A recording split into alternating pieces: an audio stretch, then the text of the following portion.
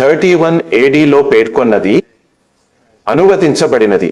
అది ఇలా ఉంది: వేసవి 2 రోజున సంవత్సరంలో 4వ నెల. రాజశాసనం ఇలా ఉంది: ఇన్ మరియు యాంగ్, చీకటి మరియు కాంతి పొరపాటున మారాయి, మరియు సూర్యచంద్రులు గ్రహణం పట్టలి. ప్రజలందరి పాపాలు ఇప్పుడు ఒకే వ్యక్తిపై ఉన్నాయి. స్వర్గం కింద అందరికీ క్షమాపణ ప్రకటించబడింది. చైనీయులకు యేసు గురించి తెలియదు. 31 ADలో ఏ క్రైస్తవ మిషనరీ చైనాకు వెళ్ళుండదు, ఎందుకంటే యేసు అప్పుడే మరణించాడు. ఎటువంటి క్రైస్తవ మిషనరీలు లేరు. అయినప్పటికీ వారి ఆత్మలో, వారి స్ఫూర్తిలో వారు ఈ అద్భుతమైన ప్రకటనను నమోదు చేశారు. వారి తరువాతి హాన్ రాజవంశం చరిత్రలో మరియు వారి ఆత్మలో వారు ఇది మర్మమైన ఊహించని సూర్యుని చీకటి పడటం అని అన్నారు. ప్రజలందరి పాపాలు ఒకే వ్యక్తిపై ఉన్నాయి. స్వర్గం కింద అందరికీ క్షమాపణ ప్రకటించబడింది. వారు ఏమి వ్రాస్తున్నారో వారికి తెలియదు. మరియు ఇది గైహ యొక్క 18వ వార్షికోత్సవాల్లో ఇక్కడ ఇలా ఉంది: రుజున